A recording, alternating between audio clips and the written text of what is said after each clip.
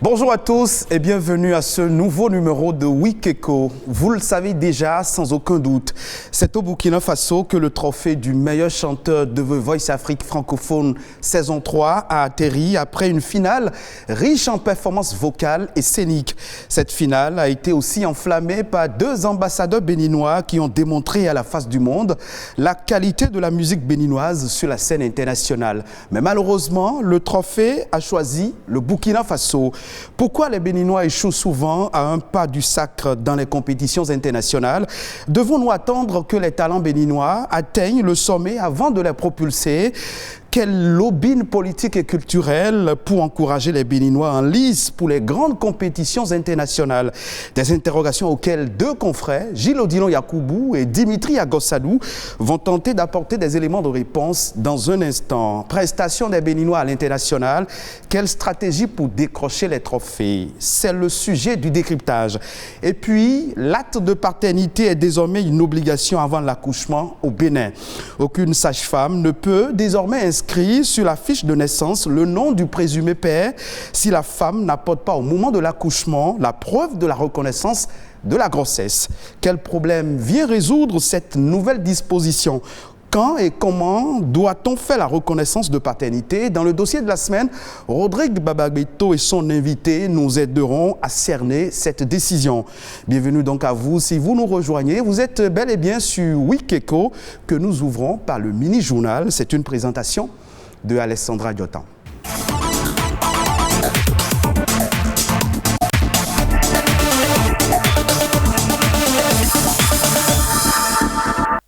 Madame, Monsieur, bonjour, bienvenue dans le mini-journal de Week Echo. L'indépendance financière, un concept en vogue chez les entrepreneurs et les aspirants à devenir riches. Elle se produit lorsque vous disposez d'une richesse personnelle suffisante pour maintenir vos habitudes de consommation actuelles tout au long de votre vie sans avoir besoin de gagner plus d'argent. Daniel Josué Sosa nous donne plus de détails dans ce reportage. Vivre grâce à ses revenus sans être obligé de travailler pour un salaire devient de plus en plus une priorité aujourd'hui. Ceci pour subvenir à ces 5 besoins fondamentaux que sont se nourrir, se loger, se vêtir, se soigner et s'instruire. Lorsque les parents finissent d'assurer notre formation, il faut que nous entrions dans la vie active pour ne pas être des quémandeurs, des parasites.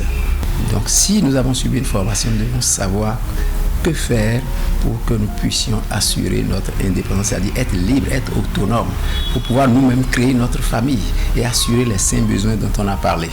Lorsque j'ai un revenu, j'assure mon indépendance financière. Pour devenir autonome financièrement, il existe plusieurs clés. La première réside dans une bonne orientation.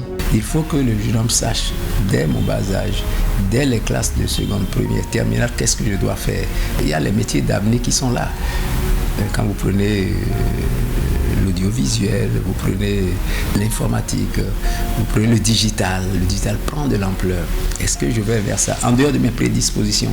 Donc je regarde, j'observe autour de moi quels sont les besoins qui sont de la société qu'on peut pratiquer. Opter par la suite pour un emploi salarié ou pour l'auto-emploi est un choix. Cependant, pour être réellement riche, il faut entreprendre. C'est là la deuxième clé. Vous courez derrière l'argent. Le salariat, c'est ça. On cherche l'argent.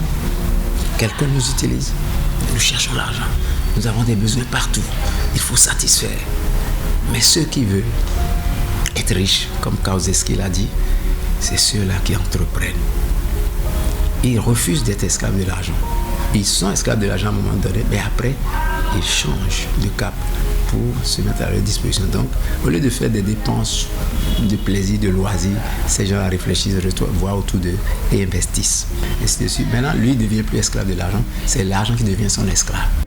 Se diriger finalement vers l'auto-emploi est la meilleure solution pour être indépendant financièrement. Cependant, pour dégoter cette troisième clé, une étude de terrain est primordiale. On ne va pas entreprendre une activité qui n'a pas de répondant, une activité dont les besoins ne sont pas exprimés dans le peuple. Lorsque je suis jeune et que je vais entreprendre, il faut faire quoi? Il ne faut pas entreprendre comme on a dit n'importe comment. Je regarde autour de moi, il y a toujours quelque chose, un besoin à satisfaire. Qu'est-ce que la population demande? Ah, voilà, je constate que les gens demandent tel produit, à tel endroit, à tel moment. Je vois que ça vient à tout moment. Mais ne vais-je pas rentrer dans cette filière-là pour voir ce que ça peut apporter? Et puisque le besoin existe, il faut le satisfaire. Dans la plupart des cas, il n'est pas nécessaire d'être millionnaire pour faire ce que l'on aime. Ce dont l'on a vraiment besoin, c'est d'avoir suffisamment d'argent pour maintenir le style de vie souhaité.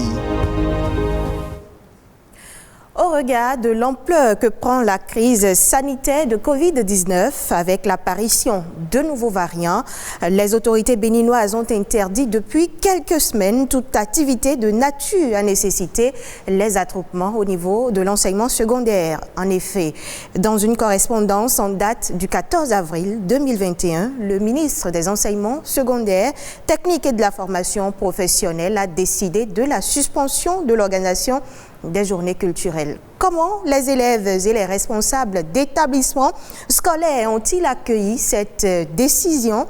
Élément de réponse dans ce reportage. Dans les lycées et collèges d'enseignement général et technique, plus de journées culturelles ni de sorties pédagogiques jusqu'à nouvel ordre. C'est à travers une note circulaire en date du 14 avril 2021 que le ministre en charge de l'enseignement secondaire a suspendu ses activités périscolaires. Raison évoquée, éviter la propagation et la contamination de la maladie liée au coronavirus. Selon apprenants et responsables d'établissement, la décision est salutaire. Les journées culturelles sont des occasions de grands regroupements, de grands rassemblements d'élèves, des apprenants. Donc les interdits pour un temps. Nous avons approuvé, nous avons apprécié cette décision. On ne peut qu'applaudir parce que la santé avant tout. Il faut qu'ils soient en bonne santé pour étudier. Et il faut qu'ils étudient pour réussir. Pour moi, c'est une bonne décision, d'autant plus que la situation sanitaire ne permet pas. Si on disait on va organiser les fêtes maintenant, c'est encore ramener la maladie sous une autre forme. Pour le patronat des établissements scolaires privés du Bénin, la décision d'interdire l'organisation des journées culturelles est mal inspirée, même si le contexte sanitaire actuel s'y prête. Le contexte nous y oblige. Et nous ne pouvons pas faire défection. Nous devons encourager les nôtres à respecter les décisions. La preuve, c'est que moi j'avais programmé, mais j'ai suici à cela. Mais cela n'empêche pas quand même qu'on puisse trouver des éléments qui crochent dans la décision qui est prise. Le gouvernement même a autorisé donc que les activités sportives se mènent au plan national. C'est un frottement, grande envergure. On peut nous demander donc d'organiser ces activités en respectant les mesures. Suspension, oui, mais on peut autoriser l'organisation des journées culturelles, sorties pédagogiques et excursions dans le respect des mesures barrières. C'est le souhait de certains apprenants et responsables d'établissements. Que cela reprenne, mais de manière un peu plus synthétique, c'est-à-dire chaque classe organise sa fête de façon particulière, mais de manière à respecter l'ordre des autorités publiques. Notre souhait, c'est que Covid-19 ne vienne pas arrêter, parce que c'est nécessaire. C'est pas du jeu. On veut que les enfants aient encore le punch dans la tête pour reprendre du travail.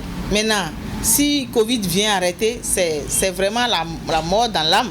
Afin d'éviter que cette décision ait des répercussions négatives sur les apprenants, les chefs d'établissement sont appelés à faire des suggestions aux autorités dans le but de permettre aux élèves de pleinement profiter de ces journées culturelles et sorties pédagogiques qui éveillent leur curiosité intellectuelle et enrichissent leur culture personnelle.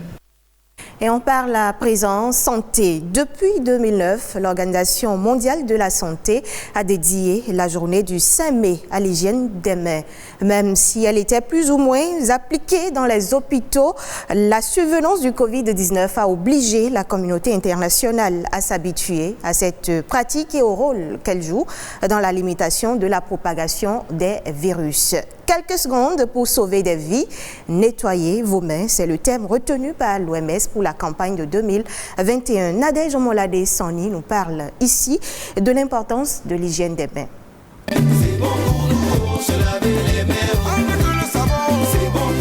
L'hygiène des mains, un geste devenu une nécessité avec la survenance de la pandémie du Covid-19. Pourtant, c'est depuis 2009 que l'Organisation mondiale de la santé a institué la campagne « Un soin propre est un soin plus sûr ». Le docteur Ignace Semouès, obstétricien hongrois, a œuvré depuis bien des années pour l'hygiène des mains. Pour lui, le lavage des mains à l'hôpital limiterait la propagation de maladies et le nombre de mères qui meurent en couche. Selon une étude réalisée par le Centre américain de contrôle et de prévention des maladies, le lavage et l'hygiène des mains est la première des précautions à prendre pour ne pas tomber malade. Une autre étude du centre a révélé que 70% des personnes enrhumées avaient sur les mains les germes infectieux à l'origine de leur rhume. Les mains nous servent à interagir avec un environnement peuplé de micro-organismes, bactéries, virus, champignons, moisissures. Une fois contaminées par ces microbes, les mains les transportent et les disséminent. Une bonne hygiène des mains contribue donc à réduire ou à limiter le risque de transmission de germes responsables de maladies infectieuses telles que la grippe, les gastro-entérites aiguës, les germes responsables d'intoxication alimentaire.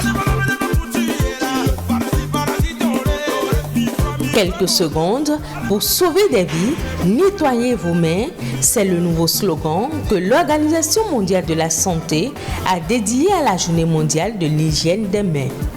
L'année 2020 a marqué un tournant pour l'hygiène des mains qui a acquis une reconnaissance mondiale dans la lutte contre la Covid-19 et plus largement dans la prévention des infections tant de la part des autorités, des professionnels de la santé que du grand public.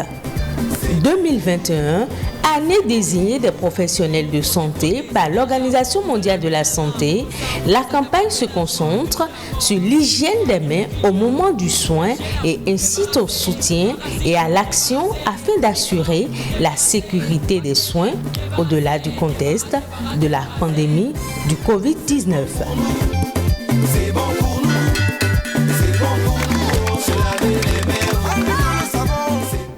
Madame, Monsieur, ce sera tout pour cette fenêtre ouverte sur l'actualité dans Wikeko. Ne décrochez pas, votre émission se poursuit avec Patrick Adjagoudjou. Merci à vous, Alessandra Djotan, pour cette belle présentation. Wikeko se poursuit évidemment avec à présent la revue de presse économique.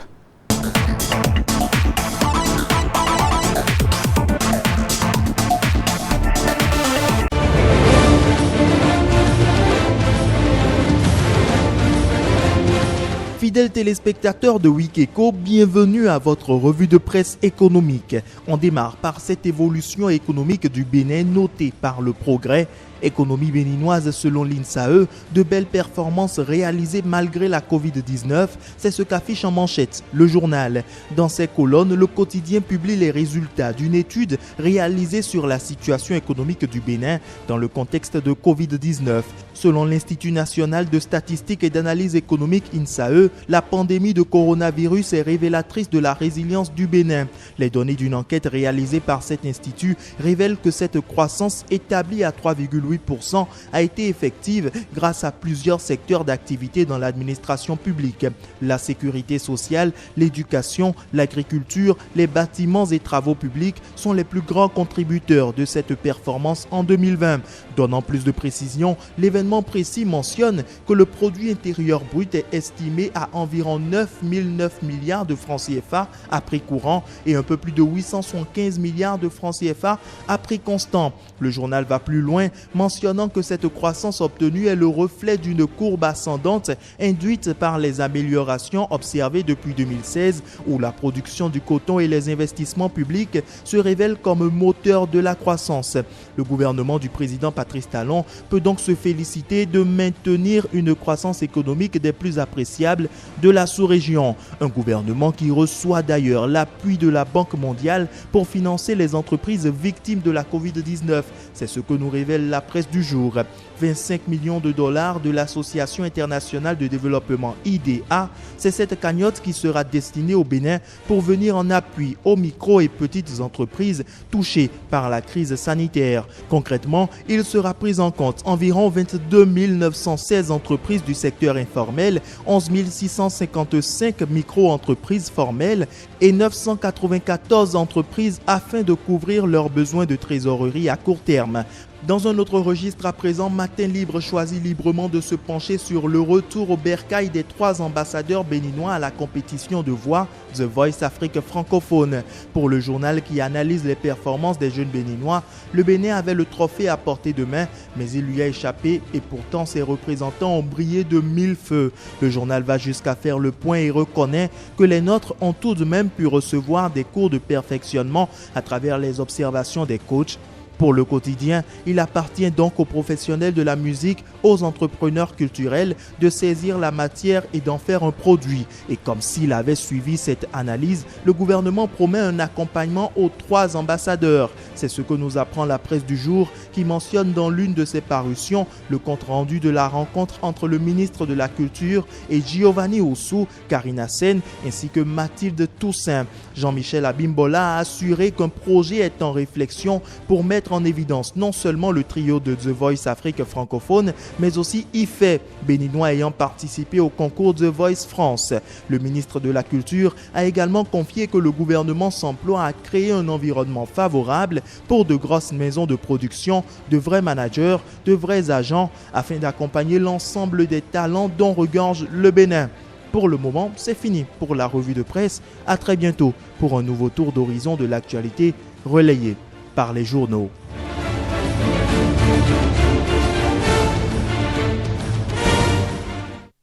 Et voilà, c'était la revue de presse économique présentée par Rodrigue Babagueto. Place maintenant au plateau de décryptage.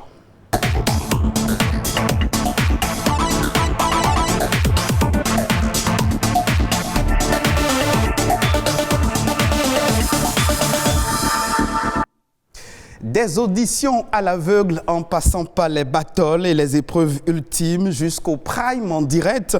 Ils étaient 5 Béninois en lice pour le trophée de l'émission The Voice Afrique francophone saison 3. À l'arrivée, aucun des 2 finalistes béninois n'a été retenu par le jury. Performance des Béninois aux compétitions internationales. Que doivent faire les artistes béninois pour décrocher la Palme d'Or? C'est le sujet du décryptage et pour en débattre avec moi, ils se sont déjà installés confortablement sur ce plateau. Gilles Odino Yakoubou, bonjour. Bonjour Patrick, bonjour à tous les fidèles amis téléspectateurs de BB24. Et en face de vous, nous avons Dimitri Agossadou, bonjour.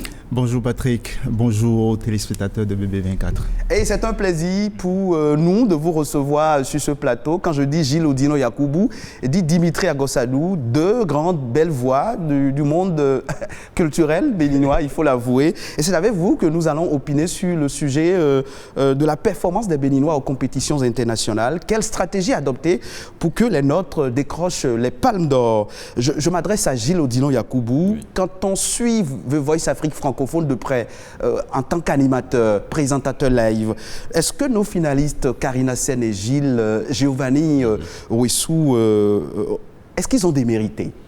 Pas du tout, pas du tout. En connaissant déjà, nous on connaissait déjà les artistes en question. On connaissait leur parcours parce qu'on les fréquentait déjà. Ils avaient déjà un parcours ici à Cotonou et c'est d'ailleurs parce qu'ils avaient ce parcours-là qu'ils ont été remarqués et sélectionnés pour cette compétition à l'échelle internationale. Ils n'ont pas démérité. L'organisation également de ce concours aussi n'a pas démérité. Certes, Covid-19 n'a pas facilité les choses, mais quand même, ils ont pu rattraper et finir cette compétition qui a démarré il y a un peu longtemps. Nos artistes sont allés au-delà, en fait, de là où moi je les attendais. Parce qu'ils ont compris l'enjeu. Ils ont compris l'enjeu. Ce n'était pas un enjeu Karina Sen va à l'assaut d'un trophée. C'était plutôt un enjeu. Le Bénin va montrer de quoi il est capable. Exactement. Et ça, nos artistes ont compris. Et puis ça, moi, ça m'a fait plaisir. Retrouver deux Béninois en finale de The Voice Afrique francophone, c'est une grâce. Et ça nous permet déjà, ça nous montre le chemin, nous, Béninois, que tiens, on peut faire des choses formidables et il suffit juste qu'on mette en place de bonnes stratégies, de bonnes politiques pour qu'un jour, qu'on puisse ramener le trophée. Exactement. Dimitri Agossadou, toutes les voix s'accordent aujourd'hui à reconnaître qu'en termes de performance vocale et scénique, le meilleur de cette finale était Giovanni Wessou. Est-ce que vous êtes d'avis? Oui, je suis d'avis. Il y a aussi d'autres voix qu'on pouvait citer également pendant cette compétition. Mais ça dépend de comment est-ce qu'on les voit. Giovanni a un parcours atypique. C'est un pion du milieu. Nous, on l'a connu depuis qu'il était dans EPS, devenu Full Fire après. Et Giovanni donnait déjà de la voix. C'est un monsieur qui était dans la performance vocale. Alors, ayant fait cette prestigieuse école aux États-Unis, je pense que c'est Berkeley College of Music. Il est le troisième béninois après Oscar Kidjo, paix à son âme, et puis Gilles Weke.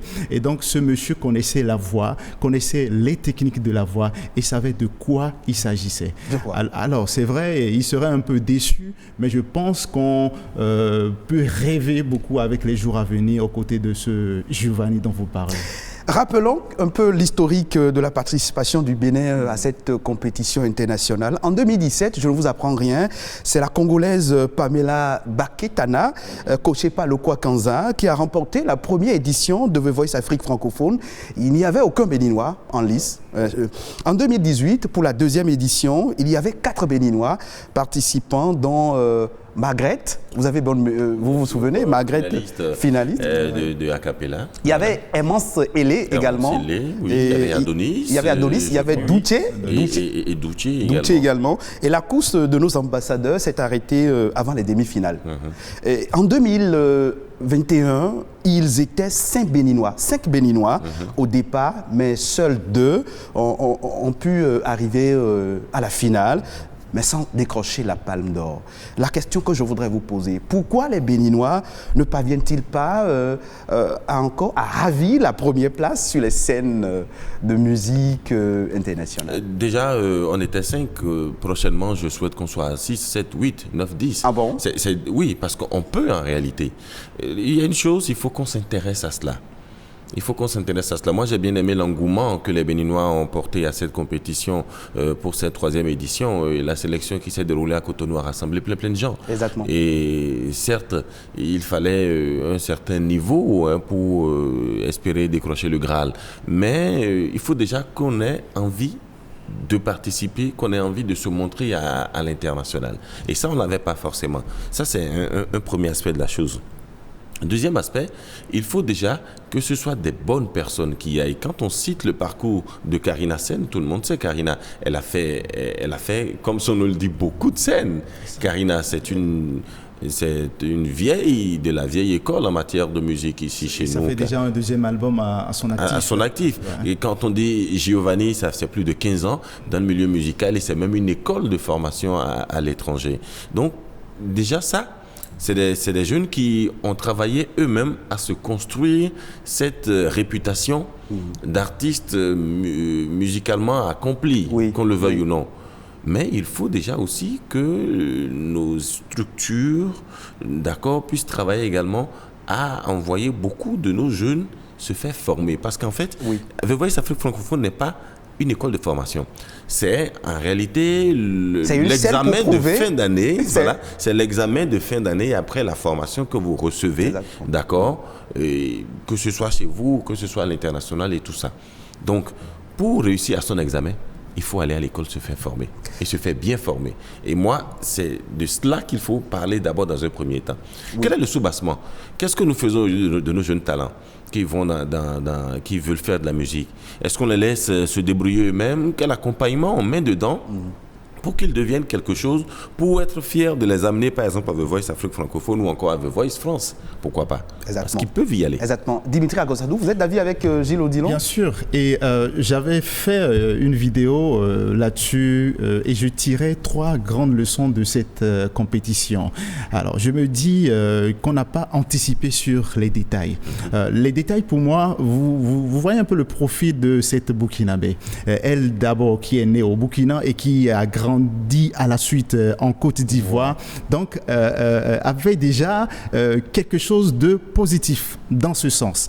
Alors, Nayanka Bell, qui était sa coach, vous savez, Nayanka Bell pouvait pas faire autrement. Et cette dame est considérée comme une Ivoirienne, cette Lady Shine. Et donc, on l'a choisi, c'est dans la stratégie. On a vu un peu déjà, on a anticipé les choses. Exactement. Alors, nous, ayant présenté 2 candidats dans cette course, on n'a pas pensé que nos votes allaient être émiettés, allaient être fractionnés. Exactement. Et ça a été un point négatif qu'on n'a pas anticipé. Alors, deuxième leçon, à mon avis, c'est qu'on ne fait rien pour nos talents. Alors, on parle de Giovanni, nous on les connaissait depuis, Karina Sen, qui s'est démêlée dans ce pays pour sortir son album. Elle est au 2e album et elle prépare son 3e album, mais on s'est vu il y a quelques jours et elle n'avait pas de soutien. Mais c'est une bête de scène, c'est un talent qu'il faut apprendre à connaître, qui avale des scènes, qui a fait des scènes à l'international, mais on ne la connaît pas. Et on ne la soutient pas. On ne la soutient pas. Et c'est le lieu de rendre hommage aux médias. Gilles Odilon ne va pas me dire le contraire, avec les radios qui font la promotion de ces talents. Il n'y a que ça pour le moment. Il n'y a pas de compétition, il n'y a pas de scène qui puisse permettre à ces talents vraiment de s'exprimer et de se faire connaître. Il y a quelque chose qui nous manque dans notre milieu culturel ici au Bénin, c'est l'esprit d'anticipation. Et il a dit tout à l'heure, Dimitri, on n'anticipe pas. Imaginez-vous que c'est 2 semaines où à l'annonce de la demi-finale de The Voice Afrique francophone, on a commencé par faire un tollé généralisé sur Facebook, partout. Tiens, on a nos candidats, on doit les soutenir, patati, patata. Les radios ont pris le relais, mais ça n'a pas suffi. Ça n'a pas suffi. L'idée d'anticipation, ce n'est pas ça. Ce n'est pas attendre 2 semaines de la compétition pour le dire. La preuve, on pouvait voter un peu plus que ça. On aurait anticipé, qu'on aurait compris que, tiens, qu'est-ce que l'État, par exemple, fait pour aider le voting? Quand le vote il est à 100 francs à Cotonou et qu'il est à 0 francs à Bobo Dioulasso, il y a un problème. Mais au Burkina, il était gratuit. C'est de ça que je parle. Ce qui n'était pas le cas au Bénin. Le vote, il était gratuit au Burkina Faso. Et comme je le disais, le Tchangaman qui est à côté, il a voté. Le con qui est de l'autre côté, il a voté. Tout le monde a voté au Burkina. Alors qu'ici, nous, on n'a pas pu. On s'est démerdé, on s'est donné. On avait certes le talent, on pouvait gagner cette compétition. S'il fallait qu'un jury juge, au même moment, s'il fallait que ce soit le voting, on pouvait. Il suffisait juste de rendre ce vote-là gratuit, ça allait coûter combien? C'est notre façon à nous de pousser nos artistes. Et pourquoi les réseaux GSM n'ont pas adopté... Ce n'est pas eux d'adopter cette dynamique-là. Je parle de volonté politique plutôt. Je parle de décision politique. Parce qu'en réalité, quand on veut accompagner, on accompagne. On a fait des choses dingues ici dans ce pays, simplement parce que la volonté politique y était, parce qu'on voulait accompagner et ça s'est bien passé. Imaginez-vous, la dernière fois qu'on a accompagné nos écureuils, ils sont allés loin. Parce que tout un peuple s'est levé. Nos gouvernants se sont levés. Nous également, on s'est levés. La presse, tout le monde s'est levé et puis on a accompagné, on est allé loin. Il s'agit de cela, pouvoir accompagner les nôtres. Et cet accompagnement, ce n'est pas un accompagnement de façade. Ne nous voilons pas la face. La Côte d'Ivoire a aidé Lady Shine à devenir la grande gagnante de The Voice Afrique francophone. Et ça, on pourra prendre toute une heure, on va vous le justifier. Et ça, on le dit devant les caméras, on ne se le cache pas. Déjà, le fait d'accepter la compétition en Côte d'Ivoire et qu'elle soit native, voilà, et de Côte d'Ivoire, c'est déjà un soutien. Tous les Ivoiriens ont voté Lady Shine. Parce que même si elle est burkinabé, elle vit en Côte d'Ivoire. Exactement. On la connaît en Côte d'Ivoire. Donc, ne nous voilons pas la face. Il y a ça également qui joue. Au-delà de la voix, au-delà des qualités vocales des candidats de The Voice Afrique francophone, il y a aussi ce lobby-là, ce lobby politique, ce lobby culturel, ce lobby institutionnel qui a joué. Est-ce que c'est possible, Dimitri Agossalou? Mais c'est bien possible. Comme je le disais, il y a le jeu dans le jeu. Vous avez vu un peu la prestation de Lady Shine aux côtés de ce doyen de la musique ivoirienne. Pito. C'est également un autre choix stratégique. C'est une stratégie. C'est un choix stratégique d'avoir Baylis Pinto, ivoirien. Et qu'est-ce qu'il a dit à un moment donné? Il dit il faut qu'elle gagne. Il faut qu'elle gagne. Il a insisté là-dessus. Alors, Baylis Pinto, c'est une icône. Et c'est une façon, au fait, de voler les cœurs des Ivoiriens. Ajouter tout ça au Burkinabé, ainsi de suite. Je vais vous dire une chose, si vous permettez. Oui. Aujourd'hui, The Voice Afrique francophone, on a tiré des leçons. Une première leçon à tirer, nous devons mieux nous préparer. Et cette préparation doit être dans tous les sens. Chez nous, par exemple, on dit on ne va pas sur un front sans demander à nos ancêtres est-ce qu'on peut y aller. Qu'est-ce que vous voulez dire par là? Non, ça. On va consulter le FA. Ah oui, pourquoi pas? C'est une préparation également. Exactement. C'est une préparation. Moi, par exemple, dans certaines collectivités de chez nous, on ne fait jamais rien sans demander si on peut le faire, sans avoir les différentes autorisations. Ça, c'est une première préparation. Et ça, il ne faut jamais l'oublier. On devrait le faire. Il doit savoir. On va toujours rester premier ex-aequo, deuxième ex-aequo. On va dire merde, on était à côté. Et justement, on va rester toujours à côté. Ce n'est pas qu'il n'y a pas de talent au Bénin. Il va falloir savoir comment déposer nos pas pour pouvoir aller loin.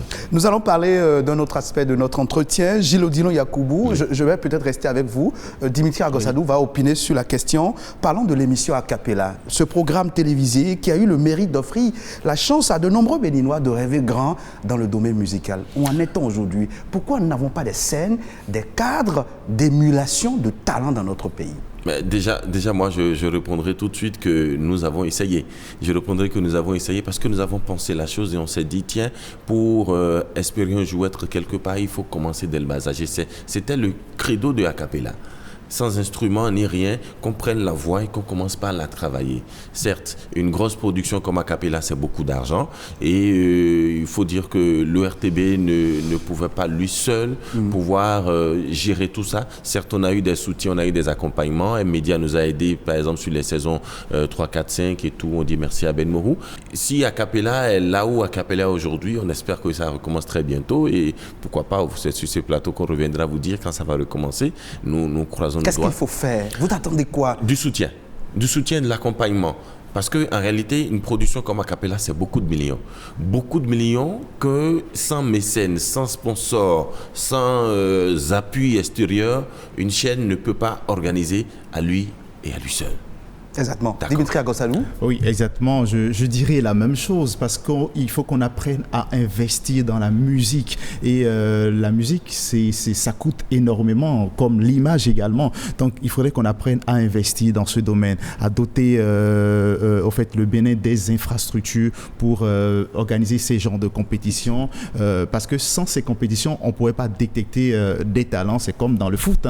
Il faudrait qu'on apprenne à faire les choses comme cela se doit. Alors donc on doit rêver du live n'importe où parce que le live c'est comme un terreau réservé aux artistes pour qu'ils puissent pousser après et donner ce qu'on a vu chez nos compatriotes récemment. Nous allons finir notre entretien. Une dernière question, je veux parler de priorité. Si les gouvernants doivent agir maintenant pour démarrer, pour amorcer quelque chose, qu'est-ce que les gouvernants doivent faire en termes de priorité? Priorité à la musique.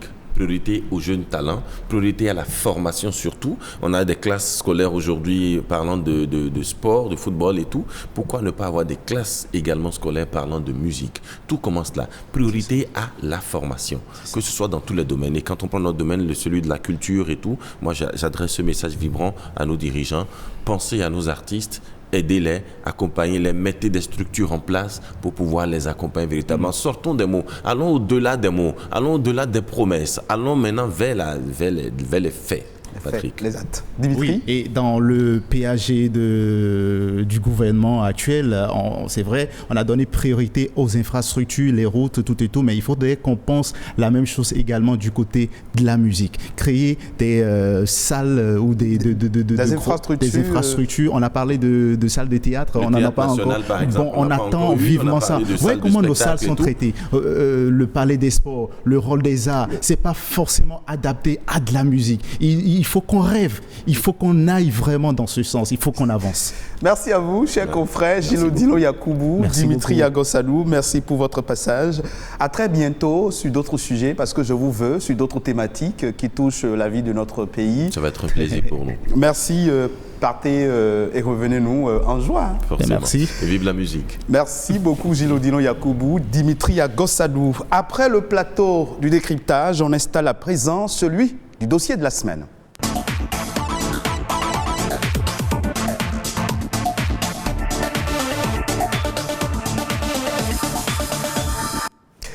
Sans la présentation d'un certificat de reconnaissance de grossesse, plus possible d'inscrire dans le registre de naissance de la maternité le nom du père du nouveau-né. Désormais, il faut recourir à l'autorité communale pour l'obtention de l'acte de reconnaissance de grossesse. Sans cet acte, la sage-femme ne pourra plus inscrire le nom du père de l'enfant dans le registre. En l'absence de l'acte de reconnaissance de grossesse, le bébé portera alors le nom de sa maman. Une réforme qui fait débat en ce moment. Nous abordons ce sujet dans le dossier de la semaine, mais avant, suivez ce reportage de Rodrigue Bababito. Depuis ce 1er avril, cette sage-femme fait usage de nouvelles méthodes pour enregistrer les naissances. Zouleyat doit désormais se servir de nouvelles fiches et les consignes reçues sont très fermes. Les nouvelles fiches ont de numéros de déclaration qui se fait en ligne. Et tant que le monsieur ne reconnaît pas qu'il est l'auteur de la grossesse, nous ne pouvions pas ajouter son nom. Elle ne remplira donc pas la partie concernant le père de l'enfant si la mère n'apporte pas cet acte qui dit qui est le père de l'enfant, l'acte de reconnaissance de paternité, une pièce obligatoire pour les couples non mariés devant la loi. Cette obligation, déjà prise en compte par un code datant de 2015, est aujourd'hui plus clarifiée par une autre loi du 6 janvier 2021 portant dispositions spéciales de simplification et de gestion dématérialisée de l'enregistrement des faits d'état civil. Dans la législation béninoise, cette pratique elle a cours depuis quelques années déjà. On va se référer à la loi portant Code de l'enfant en République du Bénin. Et relativement à cela, il était depuis son avènement remis aux femmes enceintes la fiche de déclaration de paternité. Aujourd'hui, cette donne reste d'actualité, à part le fait qu'il est demandé à l'homme, après avoir rempli la fiche de reconnaissance de paternité, de se rendre dans un état civil pour poursuivre les démarches. La prise de l'acte de paternité est subordonnée à la présentation du certificat d'identification personnelle. Ce sociologue voit naître en cette réforme d'autres problèmes de société, surtout pour les populations reculées. Vous savez, il y a des gens, les moyens sont disponibles, on dit venez volontairement déclarer vos naissances, vous n'avez rien à payer, mais malgré ça encore les gens résistent. Donc je fais partie de ceux qui se pose encore un certain nombre de questions. Est-ce que ce nouveau dispositif, ce nouveau document qui est introduit, est-ce qu'il ne va pas participer à empirer la situation? Les jours à venir pourront sûrement donner réponse à cette interrogation. Pendant ce temps, le gouvernement poursuit ses réformes dans le secteur de l'état civil et de l'identification en général, en vue d'atteindre l'un de ses objectifs phares, faire du Bénin une plateforme de services numériques dans la sous-région. Et voilà, il est désormais exigé des couples, notamment de l'homme, le certificat de paternité avant la naissance du bébé. Désormais donc, l'obtention de l'acte de naissance d'un bébé est subordonnée à la présentation du certificat de paternité pour les couples non mariés. Pour mieux comprendre l'importance et les implications de cette décision, nous recevons Lucrèce Naoum Tewedre. Elle est directrice du service aux populations au niveau de la mairie de Cotonou. Bonjour Lucrèce Naoum Tewedre. Bonjour, monsieur le journaliste. Merci d'avoir accepté notre invitation. Ce fut un plaisir. Et pour m'accompagner dans les échanges avec l'invité, Rodrigue Babagbito est déjà installé sur ce plateau. Bonjour Rodrigue Babagbito. Patrick Kadiagbojou, bonjour. Mesdames, messieurs, merci de préférer BB24 et surtout votre émission Week Echo. Alors Patrick Kadiagbojou, vous l'aviez dit, plus rien ne sera comme avant dans la déclaration de naissance au Bénin. Il est désormais exigé aux couples et notamment aux géniteurs l'acte de reconnaissance de paternité. Alors Lucrèce Naoum Tevo-Edjre, vous êtes directrice du service des opérations à la mairie de Cotonou. Que comprendre concrètement par acte de reconnaissance de paternité? Merci beaucoup. Je vous remercie de nous donner également une fois encore l'opportunité de venir expliquer cette reconnaissance de paternité au niveau de votre média. Oui. Le sujet d'actualité, bien sûr, est aussi important. C'est vrai, conformément à la loi 2015 portant Code de l'enfant en République du Bénin, le certificat de paternité est une déclaration de reconnaissance de grossesse faite par un présumé auteur de grossesse. Il s'agit en effet d'un acte par lequel l'homme certifie au niveau de l'officier de l'état civil, l'homme certifie au niveau de l'officier de l'état civil qu'il est l'auteur d'une grossesse ou qu'il est le père du futur enfant qui est mis en route. Alors désormais, donc, quelle va être alors la procédure d'enregistrement des naissances, pour le dire ainsi? Bon, en fait, à ce niveau, moi, je préfère dire les différents types d'étapes. Allez-y. Pour que chacun puisse s'approprier. Parce que nous avons un document de l'ANIP, l'Agence nationale d'identification des personnes. Parce que il ne faut pas qu'on biaise dans cette procédure. C'est pour ça que je me dis, je ne sais pas qu'on ira en profondeur. D'accord, allez-y, dites-nous alors quelles sont ces étapes-là. C'est une procédure d'enregistrement des naissances au registre national des personnes physiques. C'est en fait un nouveau mécanisme. Je vois. Et c'est le mécanisme qu'il faut arriver à s'approprier. À ce niveau, nous avons 3 types d'enregistrement. Et je compte vous dire qu'il y a d'abord les cas de naissance survenus dans les centres de formation sanitaire. À ce niveau, dès que la future maman commence les consultations prénatales, et on lui remet l'accoucheur, lui remet une fiche qu'on appelle certificat de reconnaissance de paternité. À elle, arrivée à la maison, de remettre à celui qu'elle déclare le père du futur enfant. Et est-ce que quand bien même c'est un couple marié légalement, c'est-à-dire devant un officier d'état civil... C'est pour ça que je vous disais qu'il y a plusieurs étapes. Parce que quand vous êtes légalement marié, ils n'ont pas besoin de certifier qu'il est le père de cet enfant mis en route. Non. Il suffit seulement que la femme apporte à la sage-femme ou le médecin accoucheur l'acte de mariage, l'acte authentique que l'officier de l'état civil a signé prouvant qu'ils sont mariés légalement à l'état civil.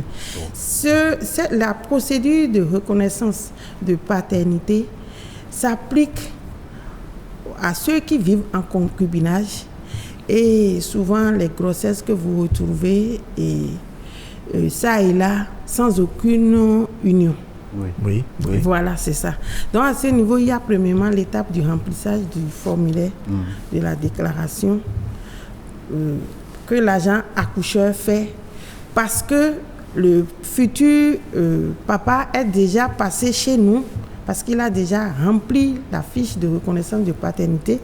Il a fait son dépôt de signature et on a attesté. L'officier de l'état civil atteste, que ce soit à la mairie principale comme dans les arrondissements. Alors, pour si on comprend bien ce que vous dites, la femme qui va qui suit les soins, qui est en état de grossesse et qui suit les soins à l'hôpital, l'accoucheur ou la sage-femme lui remet le certificat de paternité qu'elle va à son tour remettre à son mari. Ce mari doit se rendre à la mairie ou dans un arrondissement après l'avoir rempli et doit faire un dépôt de signature. C'est bien ça? Oui. Ok. Après le dépôt, il y a nécessairement une légalisation. Oui, naturellement. Et il ramène ce certificat. Il peut remettre à sa future femme ou lui-même, il peut aller donner à la sage-femme ou l'accoucheur qui classe dans le dossier de la femme. Je vois. Et dès la deuxième étape qui suit, c'est à l'accouchement, c'est la sage-femme au vu de ce certificat qui déclare l'enfant. Elle déclare l'enfant sur la plateforme qui a été mise en place. Elle a un code. Avec le processus de l'année, il y a un code et elle déclare l'enfant qui est né. Mais il faut dire à ce niveau, dès qu'elle n'a pas cette fiche, cette déclaration ne sera pas faite. L'enfant n'est pas déclaré sur la plateforme. Et s'il n'est pas déclaré sur la plateforme, donc ça veut dire qu'il est un enfant sans père? Non, dans la fiche à remplir, vous avez déclaration au cours de la grossesse et déclaration après la naissance. Le papa peut choisir remplir cette fiche à la naissance de son enfant et ramener à la... Il faut juste avoir un délai, c'est dans un délai de 30 jours. Un délai de 30 jours à la naissance de l'enfant. C'était 21 jours pour la déclaration dans les communes, mais avec le nouveau mécanisme, la loi a prévu qu'on puisse aller jusqu'à 30 jours. Jusqu'à 30 jours. Donc 30 jours après la naissance, le père a encore la possibilité de pouvoir se rendre dans une mairie pour réellement certifier qu'il est le père et faire le dépôt de signature. Mais dans le cas où il ne le fait pas. Il ne le fait pas et que les 30 jours... Dans les 30 jours. Dans le cas où il ne le fait pas ou même... Non, vous savez, la loi prévoit toujours il y a toujours des exceptions. Et je pense que s'il ne le fait pas et qu'il n'a pas donné mandat à celui qui... Parce que la loi a également prévu que dès que vous êtes témoin de l'accouchement, vous êtes là, la sage-femme, la mère, le père ou un mandataire ou quelqu'un... un membre de la famille. Un membre de la... Non, pas nécessairement de la famille. Pas nécessairement de la famille. Quelqu'un, on les appelle souvent les agents communautaires de la santé. Ils peuvent se rendre ou à la mairie ou dans les arrondissements ou dans le siège, au niveau du siège de l'ANIP pour déclarer cet enfant. La loi permet ça. Alors, depuis le 1er avril, c'est depuis le 1er avril que cette réforme est de mise, pour le dire ainsi. Dites-nous, à la mairie de Cotonou, à ce jour, est-ce que vous sentez réellement une certaine affluence? Oui. C'est justement cette remarque que nous avons faite au moment où il y a eu ce tohu-bohu, comme on le dit. Nous, on a été focalisés. On s'est focalisé sur combien de déclarations nous avons. Et comme nous avons la nouvelle équipe dirigée par le maire Luc Setongi à Tropo, il a fait installer rien que des guichets uniques au centre de la mairie et pratiquement dans tous les arrondissements. Donc aucune opération ne se fait sans ces guichets uniques. Donc quand nous avons fait une statistique d'une journée, vous savez, nous sommes parfois entre 30 et 45 reconnaissances de paternité légalisées. Par jour. Par jour. Uniquement à la mairie centrale. Et si on y ajoute les arrondissements, vous pouvez voir le taux. Vous verrez que les futurs pères, ils sont en train de se conformer à la loi. On voit la joie, hein, la joie sur votre visage. Mais dites-nous, alors, dans l'élément témoin que nous avons suivi tout à l'heure, la juriste qui est intervenu fait savoir qu'au fond, cette réforme n'est pas nouvelle en soi. Non, pas du tout. C'est une loi de 2015, 8 décembre 2015. Mais vous connaissez le béninois entre griffes, ne lit pas beaucoup. On a souvent dit, nos aînés et nous aussi, nous sommes en train de le constater, parce qu'effectivement, cette loi, elle dit bientôt 6 ans. Bientôt 6 ans. Depuis 2015. Oui, depuis 2015. Et d'après la juriste, il s'agit du Code de l'enfant. Oui, il s'agit du Code de l'enfant en République du Bénin. Ce changement au niveau de l'état civil va nous amener à régler beaucoup de problèmes. Dites-moi alors, quelles sont les principales difficultés auxquelles vous étiez confrontés et que cette loi-là va désormais résoudre? Oui, vous avez, à la veille des rentrées, c'est-à-dire c'est une affluence terrible dans les communes, les arrondissements, parce qu'il faut nécessairement qu'on arrive il faut que l'enfant dans ces dossiers ait son acte de naissance authentique. Parfois, les parents vous amènent des actes, vous allez dans le registre, le numéro porte le nom d'un autre enfant. Ou carrément, cet enfant n'a pas été enregistré à la naissance. Et on met en route une autre procédure. À la mairie, nous leur délivrons un certificat de non-inscription. Et c'est maintenant, on dépose au tribunal. Après des audiences, il y a l'ordonnance qui est prise, qui nous donne maintenant la facilité de transcrire cet enfant. Il faut déjà, psychologiquement, cet enfant est déjà atteint. Parce qu'il est déjà stressé. Donc, cette loi est venue régler, d'une part, cette situation. Et d'autre part, vous avez des parents qui viennent après que les enfants aient un certain âge, disent qu'ils sont le papa. Le géniteur. Le géniteur. C'est toute une autre procédure à faire également et c'est fastidieux pour la femme. Déjà, la femme à qui on a laissé l'enfant sur la main est psychologiquement déjà atteinte. Oui. Et il faut maintenant, dès que le père se décide à être vraiment responsable, c'est des procédures, il faut passer par la mairie, aller au tribunal, passer des audiences.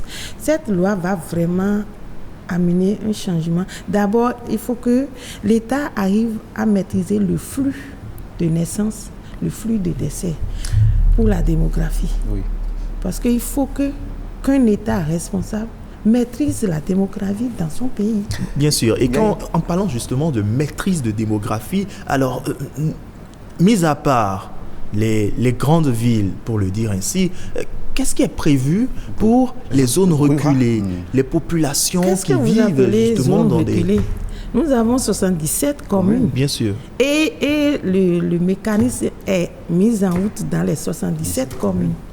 Aussi reculé que la zone soit, l'enfant est déclaré. Mais le sociologue qu'on a suivi dans l'élément témoin disait par exemple qu'il y en a à qui on parle d'actes de naissance et qui justement sont plutôt stupéfaits, ils ne comprennent rien. Ils comprennent rien et ne veulent même pas se lancer dans la procédure pour une obtention de l'acte de naissance. Avant ou après?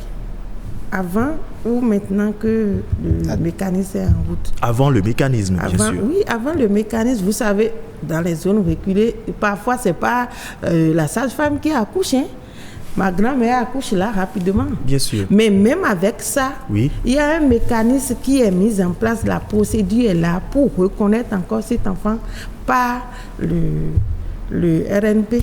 RNPP. Mais quand vous parlez de mécanisme, est-ce que le nouveau mécanisme permet, si en absence de l'acte de reconnaissance de grossesse, le bébé porte le nom de la maman, est-ce que le mécanisme permet aussi, s'il y a entente, il y a consentement, que le bébé reprend le nom du papa, le nom du père, s'il arrive que... J'ai bien dit 30 jours. Oui. Donc je suppose que à la naissance, vous savez, au Bénin, nous avons des mœurs et coutumes. Oui. On ne donne pas le nom à l'enfant en même temps. Il donne... ils remplissent, mais la partie où le nom, sur la fiche, vous ne verrez pas de nom encore. C'est-à-dire que... C'est-à-dire que la sage-femme ou l'accoucheur qui déclare l'enfant selon le dossier qui lui a été donné. Ok. Une fois que le père dit qu'il est le présumé auteur, là, son nom est sur la figure fiche. Sur la fiche. Maintenant, quand il n'y a pas de certificat de reconnaissance de paternité, la fiche est là, mais la sage-femme ne peut pas déclarer que tel est le père. Mais la mère non plus ne peut pas dire mettez mon nom. Non. Il y a une autre procédure qui doit être enclenchée à ce niveau. Et là, je pense que dans les 30 jours, la femme à son niveau va essayer avec ses parents de régler ce problème. Et dans le cas où il n'arrive pas à le faire en 30 jours... Il y a les procédures. Il y a toujours les procédures. La loi a toujours prévu un palliatif. Ça, c'est clair. Un enfant doit avoir un nom. Bien sûr. Moi, je pense que nous allons mettre en place un mécanisme de sensibilisation au niveau des futures mamans, des futurs papas. Et même aller faire, et pourquoi pas ne pas revoir le curriculum de l'éducation des enfants dès le bas âge pour insérer ce code qui est très important. Enseigner le code de l'homme. Non, pas même enseigner le code, mais s'attarder, c'est-à-dire le curriculum de l'éducation, le curricula de l'éducation, de formation, d'éducation de base, doit prendre en compte tout ce qui concerne l'enfant. Pour que l'enfant même, en grandissant, connaisse quelles sont les lois, les droits et ses devoirs. Je ne pense pas qu'en connaissant ça, arriver à terme jeune fille ou prête à faire aller se dire maintenant je voudrais me lancer dans la vie active parce que je suis prête. Je ne pense pas qu'il y aura beaucoup d'erreurs. On n'aura plus beaucoup d'enfants qui vont circuler dans les rues. Et quand vous les prenez à 50%, ils n'ont pas de papa. Ceux que nous avons dans les rues, les enfants de la rue. Et je profite pour féliciter ces ONG qui œuvrent dans ce cadre pour que les enfants soient plus épanouis.